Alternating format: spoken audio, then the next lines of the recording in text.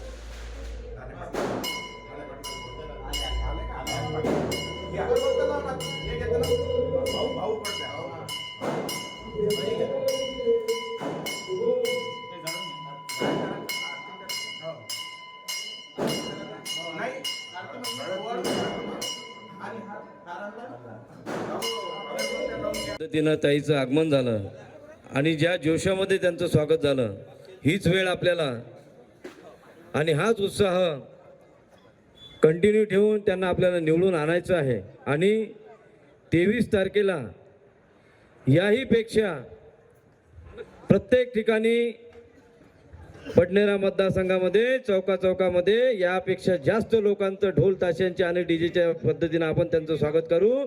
कारण हे विजयी उमेदवार आहेत एवढंच आजच्या प्रसंगी सांगतो. कारण प्रीतीताई बंड आज स्वर्गीय संजय भाऊ बंड हे आपल्यामधून निघून गेले आणि आज ह्या ताई आपल्यासोबत रणरागीने आपल्यासोबत लढते आहे. आपण सांगू इच्छितो की संजय भाऊ बंड यांनी आधी नानाभाऊंनी सांगितलं की संजय भाऊनं पैसा कमावला नाही. खरोखर सांगतो की संजय भाऊनं ही तुमच्यासारखी सर्व माणसं कमावली. म्हणून आज प्रीतीताई तुम्हाला सांगतो की तुम्हाला तुमच्या पैसा जरी नाही कमावला ही माणसं कमावली. ही माणसं आज संजय भाऊनं कमावलेली ही तुमच्या निवडणुकीच्या कामी येणार आहेत. आणि तुमचा विजय हा या सर्वांच्या मदतीने सांगतो हा 100% आपला विजय निश्चित आहे. आपल्याला विविध प्रकारचे विविध पक्षाचे आपल्याला समर्थन मिळत आहे. आज एका पक्षाचं समर्थन मिळालं त्यामध्ये खालची एक अंडरलाईन होती. मी सर्वांसाठी याच्यासाठी सांगतो की काही लोकांचं त्यापासून काही मनही दुखते, काही लोकांना त्रास होते, काही लोकांना नाही पडत. परंतु 100% सांगतो समर्थन आम्हाला ज्या ज्या पक्षाचं समर्थन मिळणार आहे त्या सर्व पक्षाचं आम्हाला समर्थन घेऊ.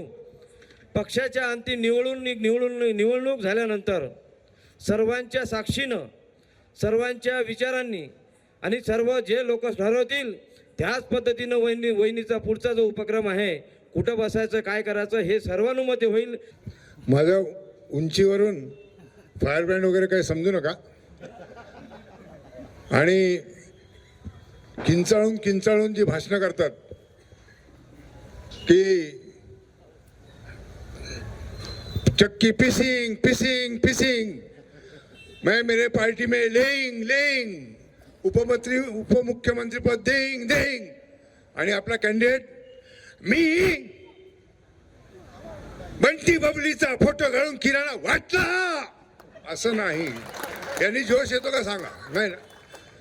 वास्तविक आता स्त्री शक्ती समोर बसली आहे आणि तुम्हाला सांगतो की आज अमरावतीत खरी लाडकी बहीण असेल तर ही आहे.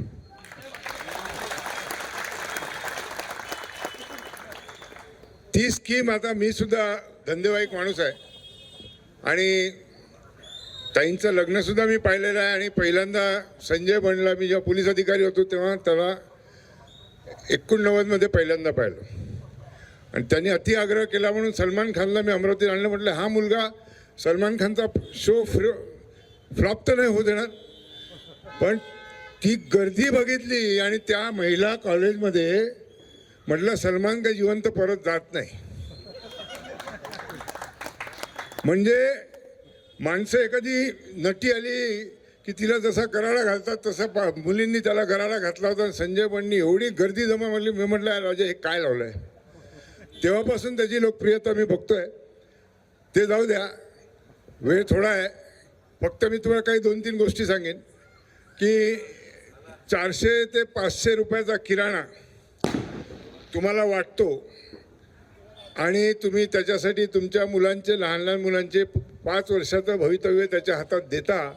म्हणजे मी त्याला, तुम्ही किराणा घ्या, खा, पण त्याच्यासाठी विचार करा की ह्या किराण्याला आणलेले 5 कोटी दरवर्षाचे आणतो कुठून? ते विचारा ना. ते का विचारत नाही? त्या प्रदीप मिश्रा, आता त्या काही आमच्या भगिनी गेल्या असतील तिकडे, मी तर त्यांना, तुम्हाला राग येईल पण तर मी त्यांना मूर्ख समजतो. काहीतरी आपल्या या गर्दीमध्ये जायचं, तिथे माहिती आहे स्टॅम्पेड झालं होतं त्या गुजरातमध्ये, आपल्या UP-मध्ये 300 बाया मेल्या होत्या. आत्ता कुठल्या तरी बाबाचं प्रवचन आहे.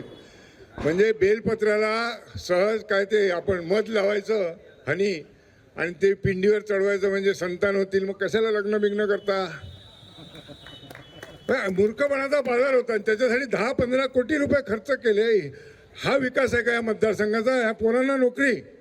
आज माझा मुलगा शिकलाय, तो चंदीगडला गेलाय नोकरी करायला. बरेचसे लोक आज पुण्याला बघा, पुण्यालाच असतात इकडची सगळी मंडळी. आणि आपल्या इकडे जो आहे तो ग्रॅज्युएट माझ्या हॉटेलमध्ये काम करतो 12,000-15,000 रुपयासाठी. काय होतंच? मग नोकऱ्या द्यायच्या नाहीत, धंदे आणायचे नाहीत. 1600 कोटी रुपयाचं मेडिकल कॉलेज आणलं म्हणे. कुठे आहे दाखवा?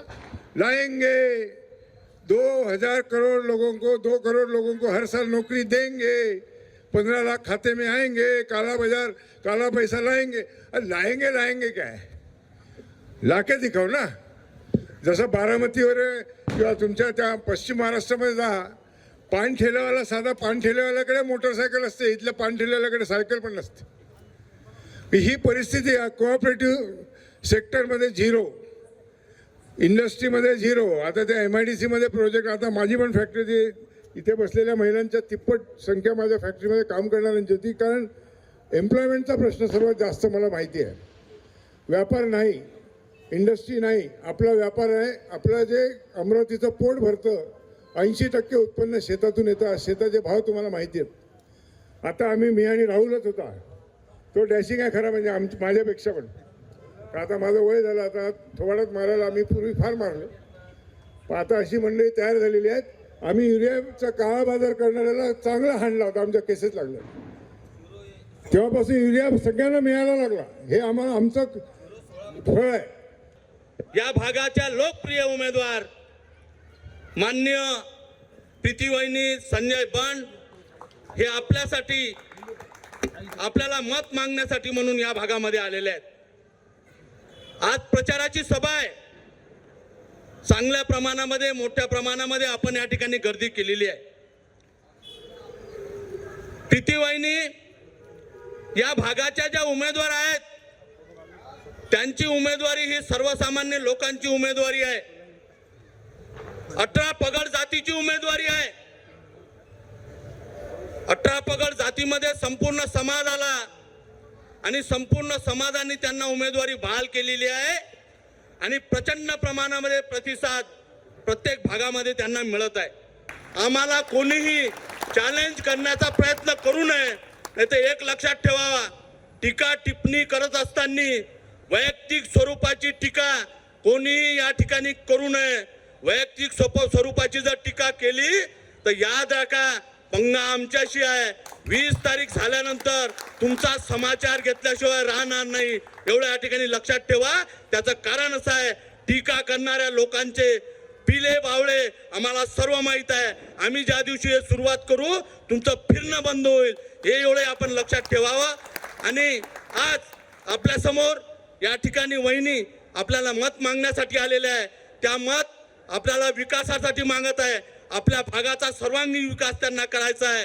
विद्यार्थ्यांचा विकास, आमच्या महिला भगिनीचा विकास, आमच्या वृद्धाचा विकास, आमच्या शेतमजुराचा विकास आणि सर्वसामान्य लोकांचा विकास या ठिकाणी त्यांना करायचा आहे. म्हणून आपल्याला त्यांना या ठिकाणी निवडून आणायचं आहे. प्रचंड प्रमाणामध्ये वातावरण या ठिकाणी या भागामध्ये निर्माण झालेलं आहे. एक सैलाब सारखं वातावरण या भागामध्ये निर्माण झालेलं आहे. प्रचंड प्रमाणामध्ये लोकांचा प्रतिसाद. त्याचं कारण सांगतो, या ठिकाणी आलेला माणूस हा भाडोत्री नाही, आणि भाड्यानं आणलेला नाही. या ठिकाणी आलेला माणूस हा 100 रुपये 200 रुपये 500 रुपये रोजाने आणलेला नाही. आणि या ठिकाणी आणलेला माणूस हा किराण्याने आलेला नाही. या ठिकाणचा आलेला माणूस हा प्रेमाने आणि त्याला वहिनीला कोणत्याही परिस्थितीमध्ये या ठिकाणी पराभूत करायचा आहे. आणि या ठिकाणची जे नौटंकी सुरू आहे ही बंद करायची आहे. त्या हिशोबाने या मतदारसंघ संपूर्ण पेटलेला आहे. आणि या पेटलेल्या मतदारसंघामध्ये आपल्याला सर्वांना सर्व जाती धर्माच्या लोकांना सामील व्हायचं आहे. आणि त्या माध्यमातून आपण येणाऱ्या 20 तारखेला वहिनीचं ॲटो या चिन्हावर शिक्का मारून त्यांना प्रचंड बहुमताने निवडून द्याल. आपण प्रीतीताईला का बरं मत दिलं पाहिजे?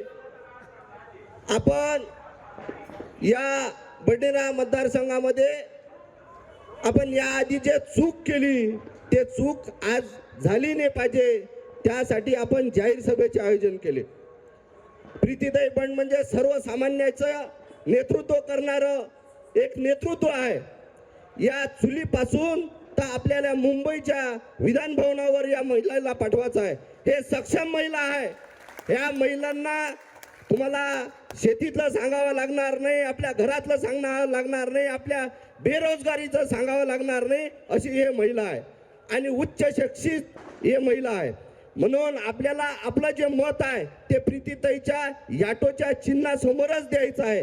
महाराष्ट्राची कुलस्वामिनी आई भवानी जगदंबा, हिंदवी स्वराज्याचे संस्थापक राजे छत्रपती शिवाजी महाराज, भारतीय घटनेचे शिल्पकार भारतरत्न डॉक्टर बाबासाहेब आंबेडकर, माननीय बाळासाहेब ठाकरे, माननीय उद्धवजी ठाकरे या ठिकाणी मंचावर उपस्थित आपल्या सर्वांच्या आवडत्या उमेदवार प्रीतीताई बंड, त्यांच्या बाजूला बसलेली माझी पत्नी सुरेखाताई, नितीन भाऊ मोहोळ, नानाभाऊ नागमोते, संजय भाऊ शेटे, नितीन तारेकर, सुनील राऊत, आपले आशिष धर्माडे, नरेश नागमोते या ठिकाणी उपस्थित सर्व मतदार बंधू भगिनी,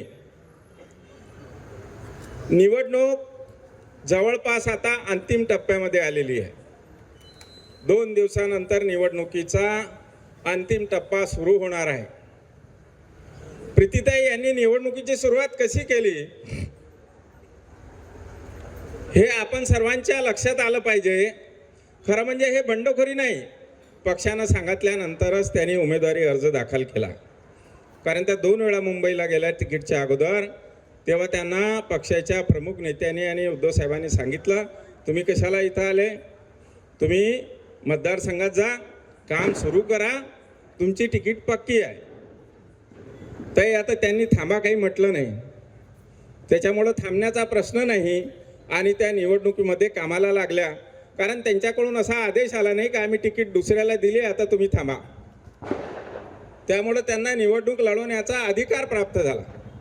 आणि खरं म्हणजे आतापर्यंत आपण अपक्ष म्हणून उल्लेख करत आहे.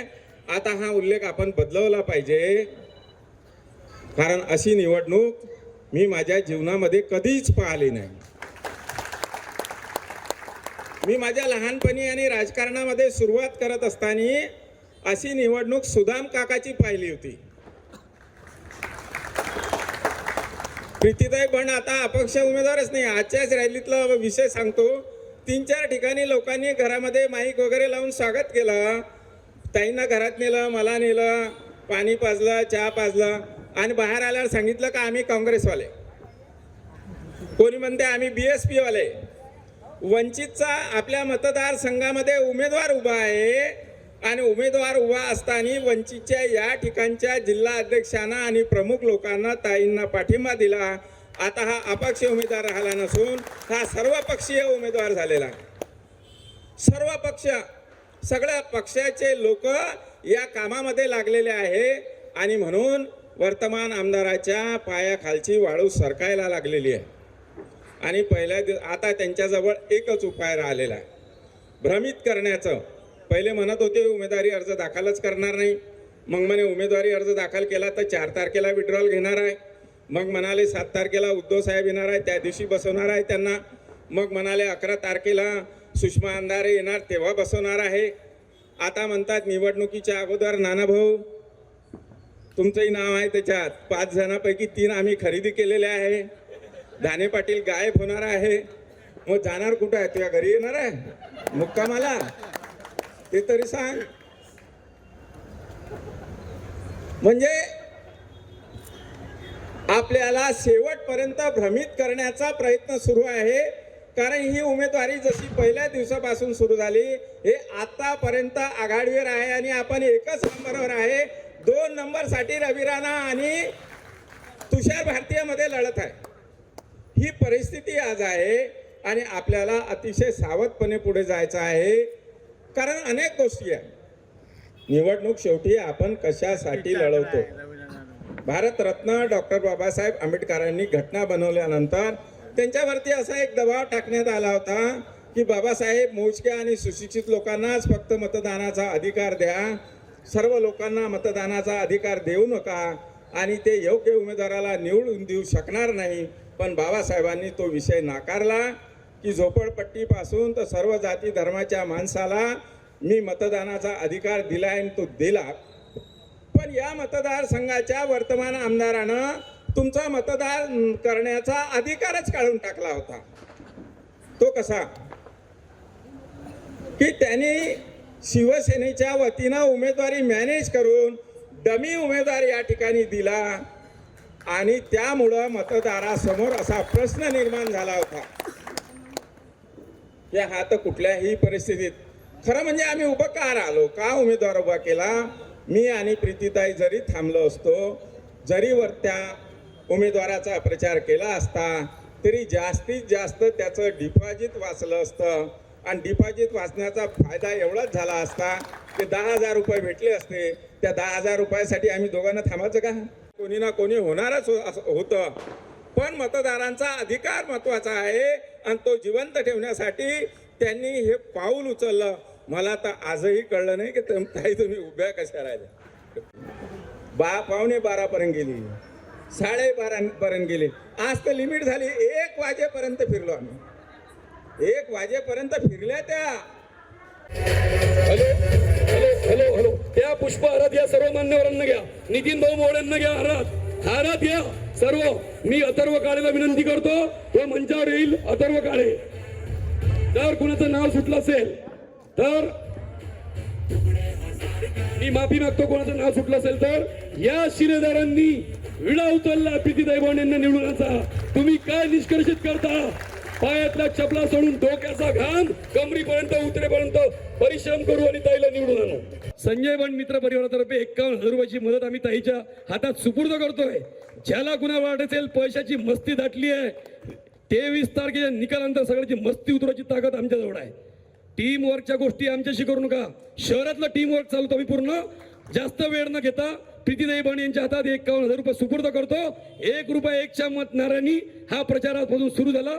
आमच्या परीने जेवढे आम्ही युवकांनी जमा केले 51,000 रुपये आम्ही ताईच्या हातात या प्रचारासाठी सुपूर्द करतो. मुन्ना भाऊ, एक वेळा पुण्याच्या जी टीम अजिभाऊ शिरसाट सोबत वर येईल. राज डाफे ज्यांचे सर्वांचे नाव घेतले, एक वेळा पुण्याच्या वर येईल. राज, नीरज पुन्हा नाव घेणार.